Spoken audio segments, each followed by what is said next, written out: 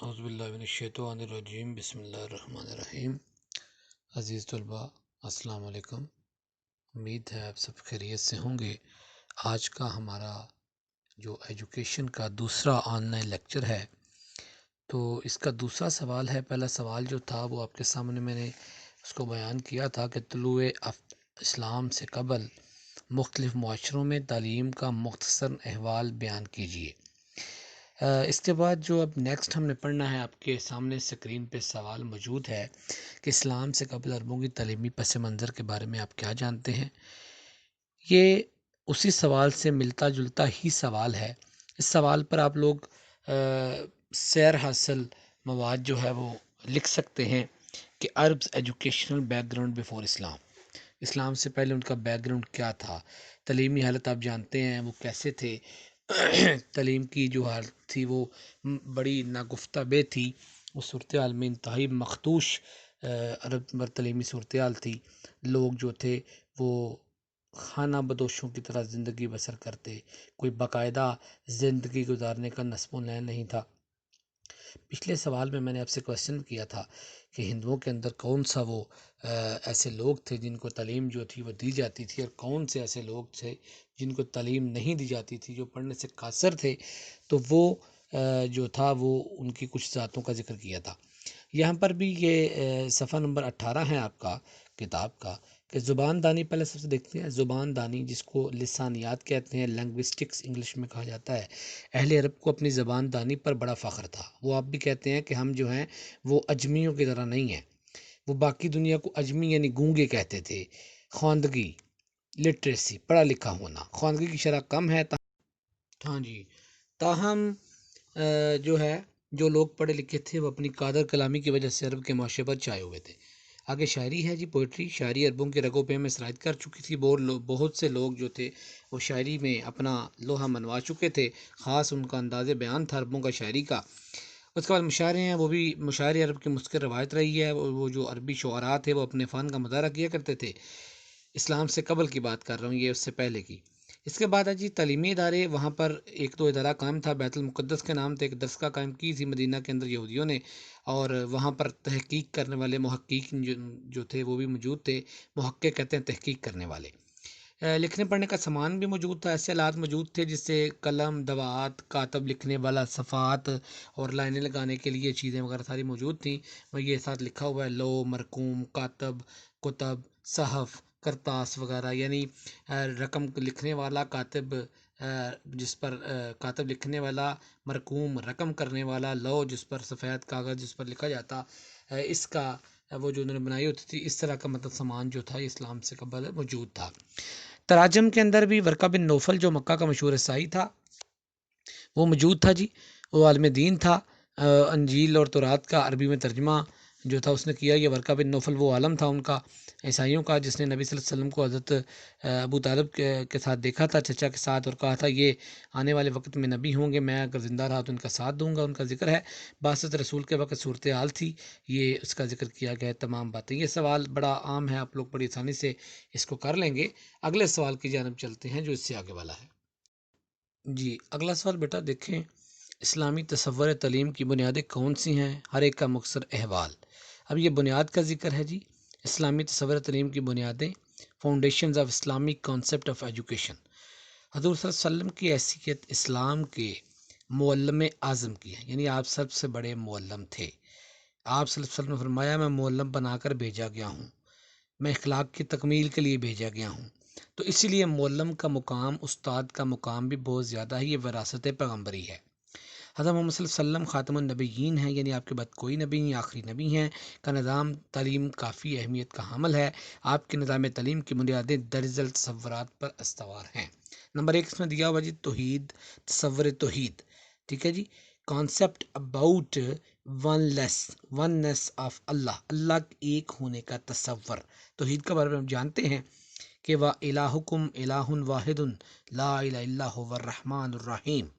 اس کائنات کا خالق، مالک، رازق، نگران صرف اللہ ہے، اس کی مثال کوئی نہیں دے سکتا۔ سورہ اخلاص کو ہی دیکھ لیجئے، قُلْ هُوَ اللَّهُ أَحَدٌ، کہہ دیجئے اللہ ایک ہے، اللہ الصمد، اللہ بے نیاز ہے، لم یلد ولم یولد، نہ اس کو کسی نے جنا، نہ اس نے کسی کو جنا۔ وَلَمْ يَكُنْ لَهُ كُفُوًا أَحَدٌ، اور اس کا کوئی ہمسر نہیں، اس کا برابر کوئی نہیں ہے۔ یہ تصور توحید ہے جی، اس کی مثال کوئی نہیں ہے، وہ ازل سے ابد تک رہے گا، اس کی ذات صفات میں کوئی شریک نہیں ہے، تعلیم، مقصد، اللہ کی معرفت، اس کی خوشنودی، سب کچھ ہے۔ تصور کائنات ہے جی، کانسیپٹ اباؤٹ دا یونیورس۔ کائنات کی تخلیق حادثاتی نہیں بلکہ ایک مقصد کی حامل ہے۔ اللہ نے اس دنیا کو بنایا ہے، اللہ کا ہر کام حکمت اور بصیرت سے جو ہے وہ بھرا پڑا ہے، کوئی بات اللہ نے ایسی نہیں کی جو حکمت سے خالی ہو۔ کائنات کی تخلیق جو ہے وہ بھی ایک اللہ کا نظام ہے، اس لیے اللہ نے یونیورس کو بنایا۔ تصور انسان، کانسیپٹ اباؤٹ مین۔ انسان زمین پر اللہ کا نائب ہے، یعنی اسے چاہیے کہ بدی سے دور رہے، نیکی کو اپنائے، اللہ کے احکامات کو کے مطابق زندگی بسر کرے، جس سے اللہ نے اس کو بھیجا ہے۔ وہ مقصد ہے عبادت۔ عبادت جو بھی کام ہم اللہ کی خوشنودی کے لیے کریں گے، اللہ کے احکامات پر عمل کرنے کے لیے کریں گے، وہ ہماری عبادت ہے۔ جس سے اللہ کہتا ہے قرآن کے اندر، خلقت الجن والانس الا لیعبدون، میں نے جنوں اور انسانوں کو صرف اپنی عبادت کے لیے پیدا فرمایا۔ تو یہ تمام باتیں ہمارے اللہ کے احکامات کے اندر، کوئی بھی کام، حضرت علی رضی اللہ تعالیٰ عنہ سے کسی نے پوچھا کہ آپ کے عبادت کے اوقات کون سے ہیں، اللہ کے جو قریب ہونے کے کون سے اوقات ہیں؟ آپ نے فرمایا ہم 24 گھنٹے میں عبادت کرتے ہیں، ہر وقت، ہر لمحہ۔ تو اس نے کہا کہ آپ بیت الخلاء میں نہیں جاتے؟ تو آپ نے فرمایا اگر بیت الخلاء میں بھی ہم اپنے نبی کے طریقے کے مطابق جائیں، دعائیں پڑھیں، 12 کے دعا پڑھیں، تو ہمارا وہ عمل بھی ہماری نیکی میں شمار ہوگا۔ تو انسان کا جو تصور ہے دنیا میں، وہ اللہ کا نائب ہے۔ آگے ہے جی تصور علم، کانسیپٹ اباؤٹ نالج۔ علم عطیہ خداوندی ہے، یہ اللہ کی دین ہوتی ہے، یہ گاڈ گفٹڈ تھنگز ہیں۔ حواس سے حاصل، حواس حص کی جمع ہے، ہمارے جو حص ہیں، زبان جو ہے چکھنے کی حص رکھتی ہے، ناک سونگھنے کی حص رکھتا ہے، اس طرح حواس سے حاصل ہونے والے علم محدود ہوتا ہے، یہ حتمی نہیں ہوتا۔ وحی کے ذریعے جو علم انبیاء کے وسیلے سے ہم تک پہنچا ہے، وہ ابدی ہے، پائیدار ہے، مستند ہے، یعنی وہ تو بنانے والے کی جانب سے آیا نا، تو اللہ نے اس کو ہمیشہ کے لیے ہمارے ساتھ بھیج دیا۔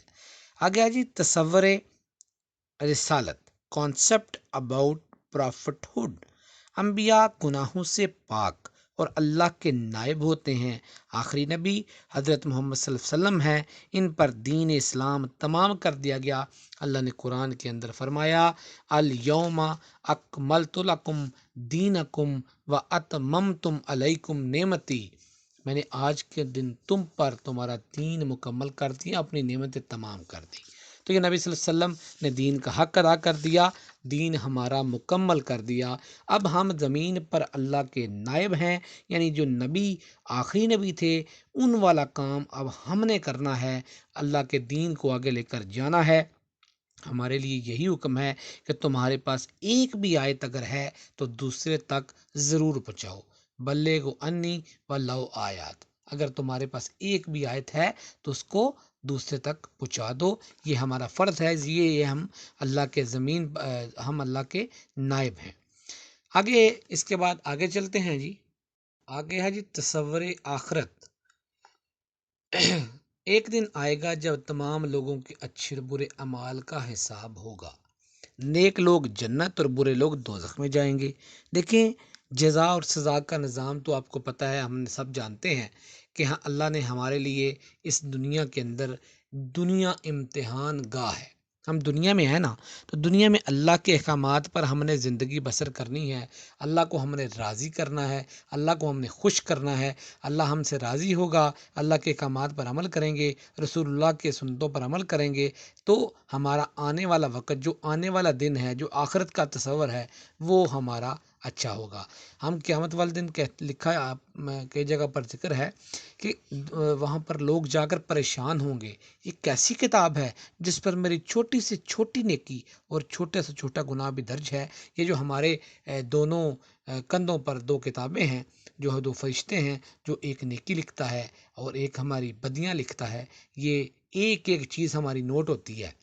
آگے جی تصور دانائی، ٹھیک ہے جی، انبیاء نبی کی جمع ہے، کو جو علم ملتا ہے وہ خدا کی طرف سے ہوتا ہے، اسے یہ جو اللہ کی طرف سے جتنا بھی نبی کے بارے میں قرآن میں حکم ہے، جس کا مفہوم ہے، نبی اس وقت تک نہیں بولتا جب تک اللہ کا امر نہیں ہوتا، ٹھیک ہے نا؟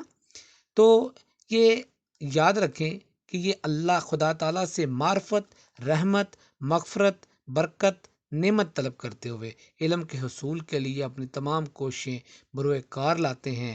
خدائے ذوالجلال اپنی خاص رحمت سے یہ چنے ہوئے اللہ کے بندے ہوتے ہیں، انبیاء علیہ السلام، علم و دانائی کے ایسے دریچے کھول دیتا ہے کہ انسان دنگ رہ جاتا ہے۔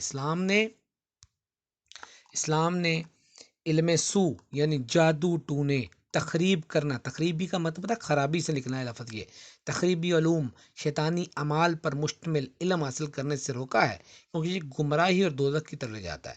یہ پومسٹری، یہ ہاتھوں کو دیکھنا، لکیروں کو دیکھنا، اور یہ لوگوں کے ستاروں کا حال معلوم کرنا، اس سے منع فرمایا۔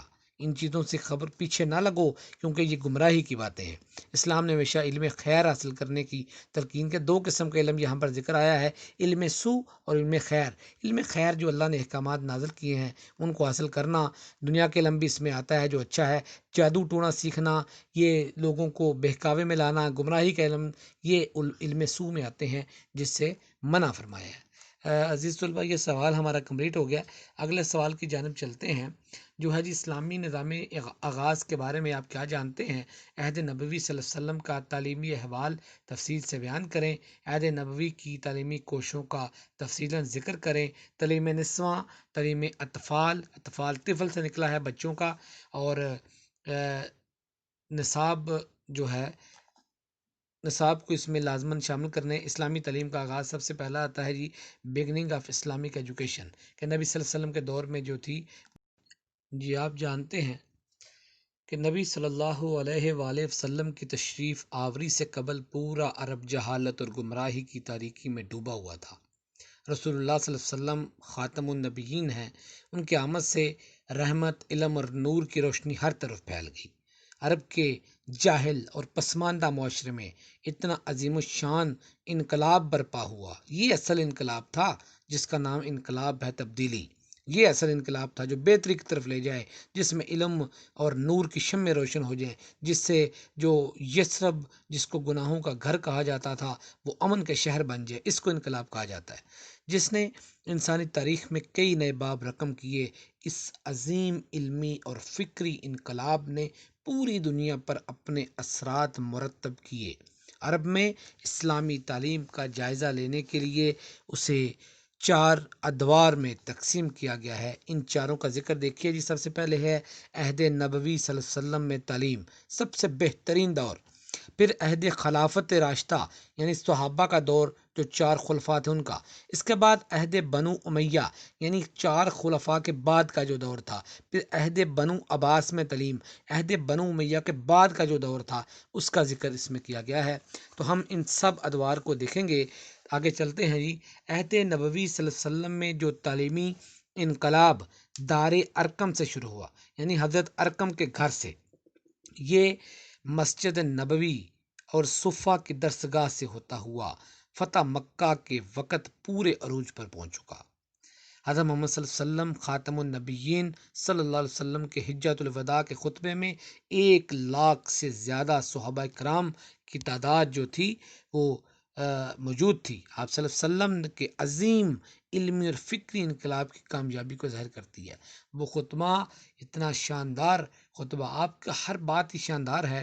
آپ نے اس خطبے میں ایسی خوبصورت انداز سے آپ نے ادھر ہی بتایا کہ تمام مسلمان اللہ کی نظر میں برابر ہیں، مگر اگر کسی کا مقام زیادہ ہے تو وہ اس کی پرہیزگاری، اس کا متقی ہونا، اس کا نیک ہونا ہے، اس کے علاوہ کوئی نہیں۔ کسی عربی کو اجمی پر، کسی اجمی کو عربی پر کوئی فوقیت اور کوئی برتری حاصل نہیں ہے۔ اگر برتری ہے، اگر فوقیت ہے، وہ اللہ کی نظر میں ہے، اور وہ کیا ہے؟ وہ پرہیزگاری ہے، وہ تقوی ہے، وہ اللہ کی قربت ہے، وہ اللہ ہی جانتا ہے اللہ کے نزدیک کون ہے۔ اگر کوئی بندہ برا ہے تو ہم اس چیز کا علاج کرتے ہیں، اس سے نفرت نہیں کرتے، اس کی کردار کشی نہیں کرتے، بلکہ کوشش کرتے ہیں اگر کوئی بندہ گناہوں میں ڈوبا ہوا ہے اس کے کردار کو بہتر بنائیں، اس کو ایسی تعلیم دی جائے، اس کو ایسا طریقہ دکھایا جائے کہ وہ اپنے اس اعمال سے باز آ جائے، نہ کہ وہ اور دور ہو جائے۔ جی آگے عہد نبی صلی اللہ علیہ وسلم میں تعلیم ہے۔ نبی صلی اللہ علیہ وآلہ وسلم بعثت سے قبل اپنے کردار سے تبلیغ کا فریضہ انجام دیتے رہے۔ آپ صلی اللہ علیہ وسلم خاتم النبیین کا کردار لوگوں کے لیے ایک نمونہ عمل تھا۔ کفار بھی آپ کو صادق اور امین کہتے، آپ کے پاس اپنی امانتیں رکھتے۔ آپ کی بات پر جب آپ نے پہلی دفعہ بلوایا، آپ نے کہا میرے بارے میں کیا رائے ہے؟ آپ نے فرمایا آپ صادق اور امین ہیں، آپ ہمیشہ سچی اور کھری بات کرتے ہیں۔ تو آپ نے پھر کہا قولوا لا الہ الا اللہ تفلحوا، لا الہ الا اللہ پڑھ لو کامیاب ہو جاؤ گے۔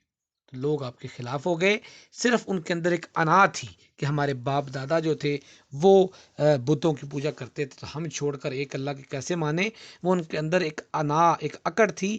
ادروائز جو نبی صلی اللہ علیہ وسلم کی بات کو جھٹلاتے نہیں تھے، ان کو پورا یقین تھا کہ آپ جو بات کہتے ہیں وہ حق اور سچ پر مبنی ہوتی ہے۔ آپ کا لقب جو تھا وہ صادق اور امین سے یاد کرتے تھے۔ بعثت کے بعد اللہ تعالیٰ نے حضرت محمد صلی اللہ علیہ وسلم کو درج ذیل ذمہ داریاں سونپیں، جس میں تلاوت قرآن پاک تھی، قرآن پاک کی تعلیم اور حکمت تھی، احکام خداوندی کی تعمیل تھی، تزکیہ نفس تھا، دعوت حق میں تبلیغ دین تھی۔ تو اسلام کا نظریہ تعلیم تمام دنیا سے مختلف ہے۔ یعنی بعض طبقے مادی تعلیم کی سفارش کرتے ہیں، بعض فقط روحانی تعلیم کی۔ اسلام نے دونوں کو علیحدہ کرنے کے بجائے اکٹھا کر دیا، یکجا کر دیا۔ دین اور دنیا علیحدہ نہیں ہے، یہ ہم نے کر دیا۔ اسلام نے دین اور دنیا کی مادیت اور روحانیت کو ملا کر ایک ایسا تعلیمی نظریہ پیش کیا جو ہر دور میں جدید، مؤثر، جامع اور قابل عمل ہے۔ عہد نبی صلی اللہ علیہ وسلم میں تعلیمی سلسلہ ذیل کے نکات میں پیش کیا جا رہا ہے۔ پہلی وحی کا ذکر کرتے ہیں۔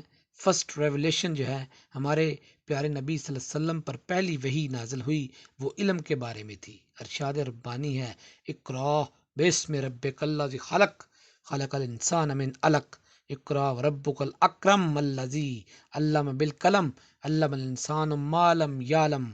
سورہ علق کی یہ 5 آیات ہیں جو آپ صلی اللہ علیہ وسلم پر پہلی وحی کے طور پر اللہ نے نازل فرمائی، جس کا ترجمہ ہے پڑھیے اے محمد صلی اللہ علیہ وسلم اپنے رب کے نام سے جس نے پیدا کیا انسان کو جمے ہوئے خون سے۔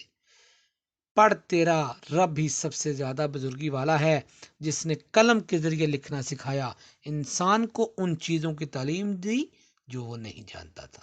کتنی خوبصورت آیات ہیں، کتنی خوبصورت اللہ کے احکامات ہیں۔ تعلیم کی ابتدا، اس لیے میں کہتا ہوں قرآن کو ترجمے سے پڑھا کرو، پتہ چلے اللہ ہمیں کیا احکامات جاری کرتے ہیں۔ بعثت کے بعد آپ صلی اللہ علیہ وسلم خاتم النبیین صلی اللہ علیہ وسلم نے اللہ تعالیٰ کے پیغام کو تمام دنیا میں پہنچایا۔ ادھر کفار انتہائی سرکش، منتقم، یعنی وہ بدلہ لینے کے تیار گمراہ ٹولہ تھے۔ چنانچہ آپ صلی اللہ علیہ وسلم نے حکمت عملی کے تحت پہلے خفیہ طور پر تعلیم کا آغاز کیا۔ مسلمان اس وقت کمزور تھے، طاقت میں نہیں تھے، اس لیے خفیہ آپ نے نمازیں بھی مسلمان پہلے خفیہ پڑھا کرتے تھے۔ آپ نے سب سے پہلے خفیہ تعلیم کا آغاز کیا۔ تعلیم کی ابتدا جی یہ ہو گیا ہے دار ارقم، یہ وہ جو حضرت ارقم کا گھر تھا۔ حضرت ارقم رضی اللہ تعالیٰ نے ابتدائی زمانہ میں اسلام قبول کیا۔ ان کا گھر کوہ صفا کی بلندی پر، آپ نے پتا صفا اور مروہ جو پہاڑیاں کی بلندی پر عام لوگوں سے اوجل تھا، نظر نہیں آتا تھا۔ آپ صلی اللہ علیہ وسلم نے پہلی درسگاہ بنا کر تعلیم کا آغاز کیا اور علمی تحریک کا آغاز زبانی تعلیم سے ہوا۔ یعنی پہلے جس کو آپ کہتے ہیں منہ سے زبانی، یعنی وربل ایجوکیشن آپ نے پہلے دینی شروع کی۔ مدینہ میں اسلام جو ہے وہ کیسے پھیلا، مدینہ کی جانب چلتے ہیں جی۔ بیعت عقبہ ثانی کے زمانے میں مدینہ میں اسلام پھیلنا شروع ہو چکا۔ چنانچہ حضرت محمد صلی اللہ علیہ وآلہ وسلم خاتم النبیین نے حضرت مصعب رضی اللہ تعالیٰ بن عمیر اور حضرت سعید بن عاص کو رضی اللہ تعالیٰ عنہ کو مدینہ بھیجا تاکہ لوگوں کو لکھنا پڑھنا سکھائیں۔ یہ حضرت مصعب بن عمیر رضی اللہ تعالیٰ عنہ کی شکل جو تھی نبی صلی اللہ علیہ وسلم سے تھوڑی ملتی جلتی تھی۔ وہاں دین کے اشاعت کے حالات کا جائزہ لے کر بھی مطلع کریں اور حالات کیسے سازگار ہیں۔ ہجرت مدینہ ہے، حضور صلی اللہ علیہ وسلم نے ہجرت کے مدینہ کے بعد پہلی باقاعدہ منظم اسلامی ریاست کی بنیاد رکھی اور مالی وسائل نہ ہونے کے باوجود تعلیم اور تبلیغ کا سلسلہ جاری رکھا۔ خواندگی پر توجہ۔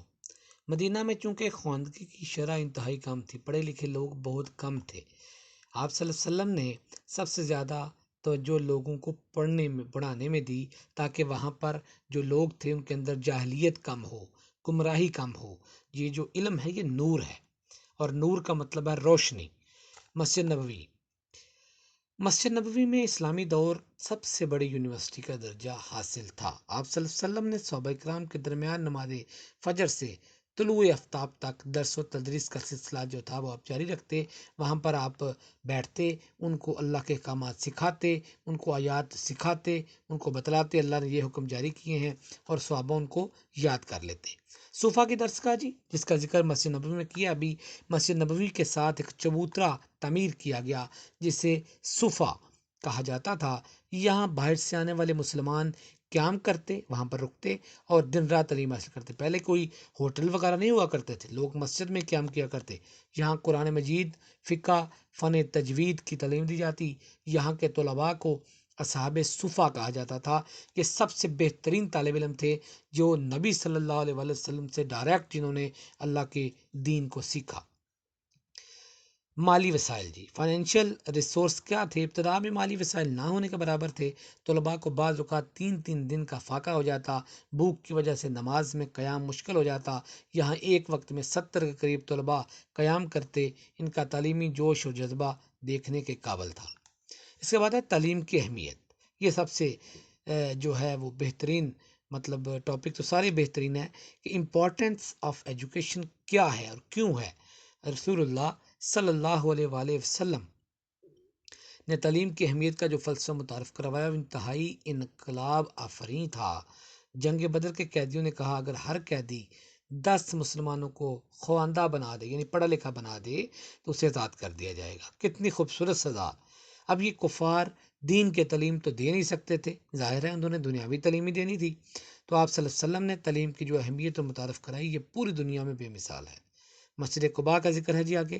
مدینہ منورہ میں مسجد نبوی کے علاوہ تقریباً 9 دیگر مساجد تعمیر کی گئیں جنہیں تعلیم و تربیت کے ذیلی مراکز قرار دیا گیا، اور اس سلسلہ میں مدینہ کے جنوب میں 3 میل کے فاصلے پر مسجد قباء تعمیر فرمائی۔ فتح مکہ جی، فتح مکہ کے بعد آپ صلی اللہ علیہ وسلم نے حضرت معاذ بن جبل کو تعلیمی امور کا پرنسپل قائم کیا۔ امور امر کی جمع ہے، کام۔ وہ مکہ کی تعلیمی صورتحال بہتر کرنے کے لیے اپنی خدمات سر انجام دیتے۔ نصاب کیا تھا جی؟ عہد نبوی کے نصاب میں، عہد کہتے ہیں زمانہ، قرآن مجید کی تلاوت کرنا، تجوید قرآن اس کو سیکھنا، حفظ کرنا، زبانی یاد کرنا، عقائد عقیدہ درست کرنا کہ اللہ ایک ہے، اللہ کے علاوہ کوئی عبادت کے لائق نہیں ہے، ماننا مانگنا اللہ سے، ارکان اسلام کتنے ہیں، تفسیر احادیث کی اور قرآنی آیات کی کیسے کرتے ہیں، حدیث کیا ہوتی ہے، ریاضی کی تعلیم بھی اس وقت دی جاتی، فن خطاطی، خوبصورت لکھنا، علم انصاب، طب، فلکیات، علم حیت، گھڑ سواری، تیراکی اور قانون وراثت، نشانہ بازی، یہ آگے ہے، آگے چلتے ہیں۔ نشانہ بازی یعنی تیر اندازی کرنا اور تلوار زنی، کتنے خوبصورت سبجیکٹ تھے جو آپ صلی اللہ علیہ وسلم نے، کوئی چیز رہ نہیں گئی اس دور کے اندر جو میرے آقا نے 1400 سال پہلے تعلیم کا نصاب وضع فرمایا۔ آگے آجیے تعلیم اطفال، چلڈرن ایجوکیشن کیا تھی؟ ہمارے پیارے آقا نبی صلی اللہ علیہ وسلم نے بچوں کی تعلیم کے بارے میں جو تصورات دیے، جدید نفسیات نے یہ 1400 سال بعد دیے ہیں۔ حضرت محمد صلی اللہ علیہ وسلم نے بچوں کے حوالے سے درج ذیل احادیث ارشاد فرمائی۔ سنیے، بڑی خوبصورت بات ہے، اپنی اولاد کی عزت و تکریم کرو، ان کے عمدہ طریقے سے تربیت کرو، یا تم ان کو عزت دو گے نا تو اس کے بدلے میں تمہاری اولاد بھی تم کو عزت دے گی، تم سے یہی سیکھے گی۔ نمبر 2 پہ دیکھیے جی، اولاد کے لیے والدین کا بہترین تحفہ عمدہ تعلیم و تربیت ہے۔ اب تعلیم تو ہم نے ان کو دینی ہے، ماں کی گود پہلی درسگاہ ہوتی ہے، تربیت ہم سے سیکھیں گے، جو ہم کریں گے بچے بھی وہی کریں گے۔ مرد سے ان کے اہل و عیال کے بارے میں پوچھا جائے گا، عورت اپنے خامد کے گھر اور اولاد دونوں کے لیے جواب دہ ہوگی۔ جواب دہ کا مطلب یہ نہیں کہ وہ جس طرح خامد کو جواب دیتی رہتی ہے سارا دن اس کو جواب دیتی رہے، جواب دہ سے مراد یہ ہے کہ وہ اللہ ان سے پوچھیں گے، اپنے خامد کی فرما بردار تھی، اس کی عزت احترام کرتی تھی، اس کی عزت کی حفاظت اس کی غیر موجودگی میں کرتی تھی، اس کی اولاد کو دین کی تعلیم تم نے دی ہے یا نہیں دی، یہ تمام باتیں۔ اولاد اپنے والدین سے عمدہ تعلیم و تربیت کا حقدار ہے، یعنی اولاد والدین کے حق کس پہ ہے کہ ان کی تعلیم و تربیت دی جائے۔ بچہ جب 7 سال کی عمر کو پہنچ جائے اسے نماز پڑھنے کا حکم دو، یہ اللہ کا حکم ہے۔ جب بچہ 10 سال کا ہو جائے اور تو پھر کیا کرنا ہے، اس کے بستر کو الگ کر دینا ہے، اس کا بستر الگ کرنے کا انتظام کرو۔ اگر وہ 10 سال کی عمر میں بھی نماز نہ پڑھے تو اسے سزا دو۔ یعنی کتنی خوبصورت بات ہے، اگر ہم بچے کو بچپن میں سختی کریں گے تو وہ اس دور کے اندر جو اس سیکھنے کا عمل ہوتا ہے بچے کے مائنڈ میں آئے گا، سب سے بہترین میرے لیے چیز نماز ہے جس پر والدین نے مجھے سکھایا ہے۔ بچپن میں سیکھی ہوئی چیزیں بندہ ساری عمر نہیں جوڑتا، نماز بندہ شروع میں پڑھتا رہتا ہے نا، تو پہلے تو سب سے اللہ کا کرم ہوتا ہے، پھر جا کر بندہ جو ہے اللہ کے احکامات پر جو ہے وہ کاربند ہوتا ہے۔ تعلیم نسواں جی، یہ بہت اہم ہے، عورتوں کی تعلیم، وومن ایجوکیشن۔ تو آپ صلی اللہ علیہ وسلم نے اس پر زور دیا۔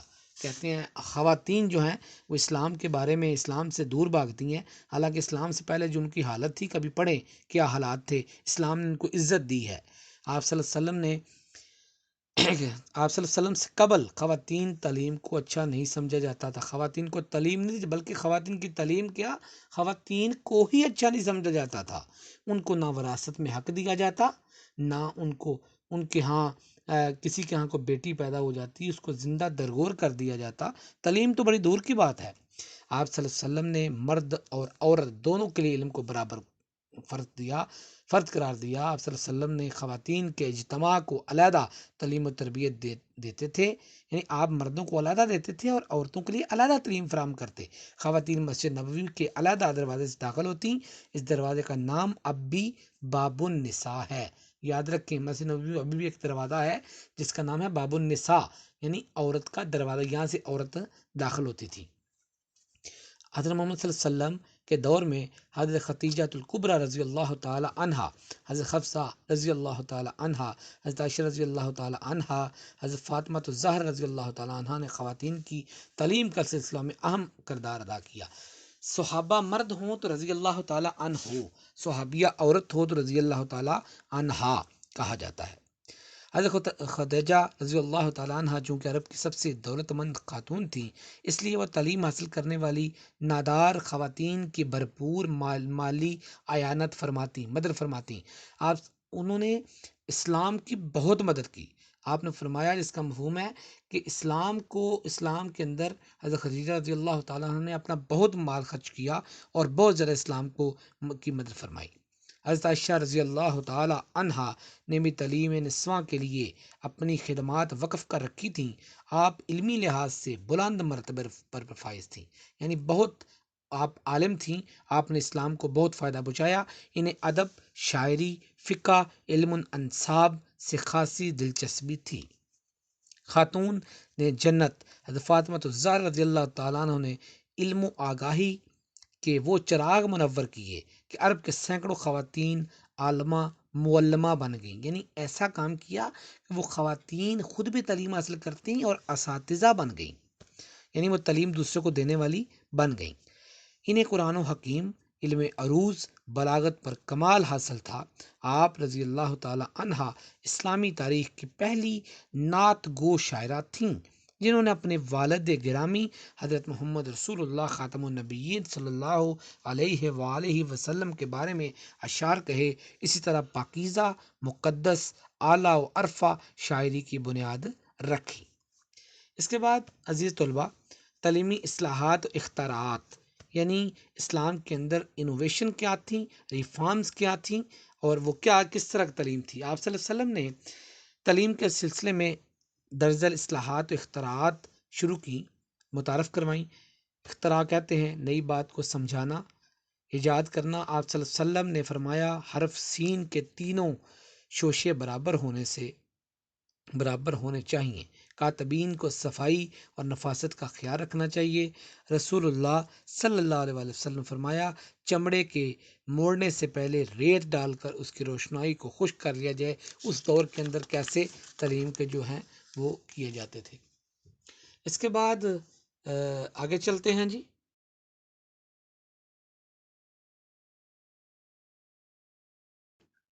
جب کاتب کسی کام کے لیے اٹھے تو قلم کو کان پر رکھ لے تاکہ بار بار قلم ڈھونڈنا نہ پڑے۔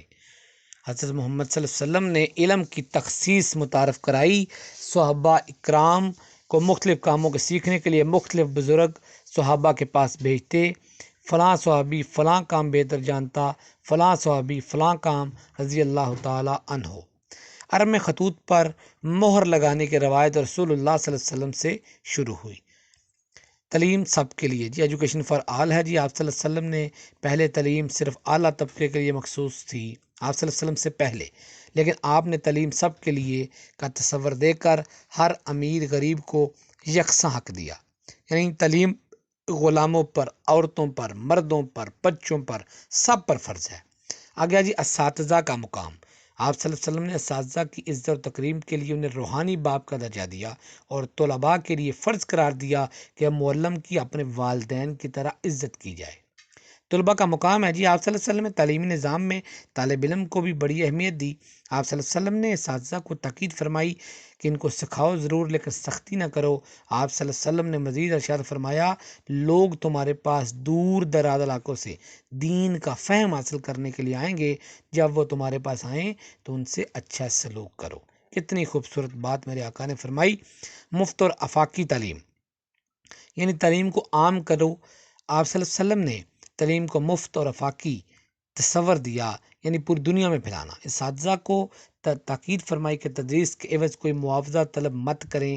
آپ صلی اللہ علیہ وسلم نے تعلیم کو جغرافی حدود تک محدود نہ کیا بلکہ فرمایا علم حاصل کرو خواہ تمہیں چین ہی کیوں نہ جانا پڑے۔ مزید دانائی مومن کی گمشدہ چیز ہے، یہ جہاں سے ملے اسے لے لو۔ کچھ باتیں ہماری سنی سنائی آ جاتی ہیں کہ چین جانے والی بات انہوں نے لکھی ہوئی ہے، لیکن میں نے کسی احادیث کی کتاب میں اس چین کا ذکر نہیں پڑھا۔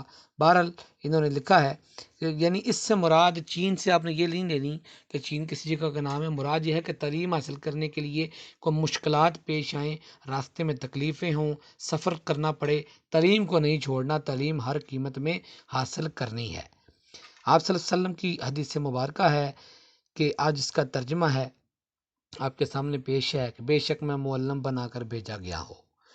انما بعثت معلما، انما بعثت معلما، بے شک میں معلم بنا کر بھیجا گیا ہوں۔ تو معلم کا جو حق ہے وہ اسی لیے بہت زیادہ ہے۔ عالم انسانیت قیامت تک اپنے اس عظیم ہادی ہدایت دینے والے رسول اللہ صلی اللہ علیہ وسلم کے شکر گزار رہیں گے، اور آپ صلی اللہ علیہ وسلم پر جو ہے وہ درود و سلام بھی بھیجتے رہیں۔ آپ صلی اللہ علیہ وسلم کے احکامات پر عمل کرنے کی کوشش کریں، کیونکہ نبی صلی اللہ علیہ وسلم ہمارے سب سے بڑے خیر خواہ ہیں۔ نبی صلی اللہ علیہ وسلم کے پر عمل ان کے احکامات پر عمل کرنے کے بغیر نہ ہم دین میں کامیاب ہو سکتے ہیں، نہ دنیا میں کامیاب ہو سکتے ہیں، نہ آخرت ہماری بن سکتی ہے، نہ دنیا بن سکتی ہے۔ اللہ سب کو ان کے احکامات پر عمل کرنے کی توفیق عطا فرمائے۔ امید ہے آج کا ہمارا جو لیکچر ہے، یہ ہم نے جتنے سوال پڑھے ہیں آپ کو سمجھ آ گئی ہوگی۔ اس کے علاوہ اگر کسی کو سمجھ نہ بھی آئے تو زوم کلاس کے اندر آپ مجھ سے ڈسکس کر سکتے ہیں۔ اجازت چاہتا ہوں۔ السلام علیکم ورحمۃ اللہ وبرکاتہ۔